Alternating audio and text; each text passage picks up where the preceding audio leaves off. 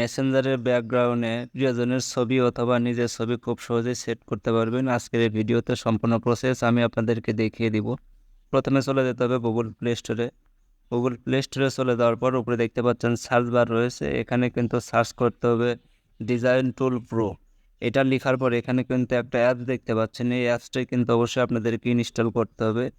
এই অ্যাপসটির লোগো আমি আপনাদেরকে ভালোভাবে দেখিয়ে দিচ্ছি। এটাই কিন্তু অ্যাপসটির লোগো, এটা দেখে অবশ্যই আপনারা ইনস্টল করে নেবেন। তো আমি ইনস্টল করে নিব, ইনস্টলে ক্লিক করে দিব এবং এখানে দেখতে পাচ্ছেন ইনস্টল কিন্তু হচ্ছে। অ্যাপসটি কিন্তু ইনস্টল হয়ে গিয়েছে, তো অবশ্যই আমি ওপেনে ক্লিক করে দিব। ওপেনে ক্লিক করব। এখানে কিন্তু একটা অপশন দেখতে পাচ্ছেন আর নিচে একদম মোকআপ ওভারলি নামের অপশন রয়েছে, এখানে ক্লিক করতে হবে।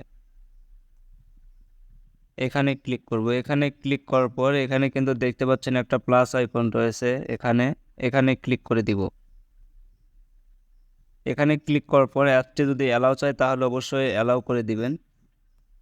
অ্যালাউ করার পর প্লাস আইকনে ক্লিক করার পরে সরাসরি আপনাদেরকে নিয়ে যাবে আপনার ফোনের গ্যালারি। তো ফোনের গ্যালারি থেকে আপনার ছবি বা অথবা প্রিয়জনের ছবি সিলেক্ট করে দিবেন। তো আমি এই ছবিটা সিলেক্ট করে দিলাম। সিলেক্ট করে দেওয়ার পরে উপরে একটা আইকন দেখতে পাচ্ছেন, এটা অবশ্যই অন করে দিবেন। অন করে দেওয়ার পরে নিচে দেখতে পাচ্ছেন আরেকটা অপশন রয়েছে সেটিংস। সেটিংসে এখানে ক্লিক করবেন।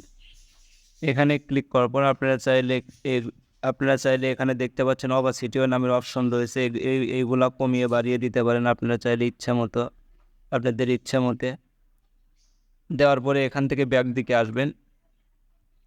ব্যাক দিকে আসার পরে আপনারা কিন্তু মেসেঞ্জারে গিয়ে কিন্তু দেখতে পারবেন যে আপনার প্রিয়জনের ছবি বা আপনার নিজের ছবি সেট হয়ে গিয়েছে।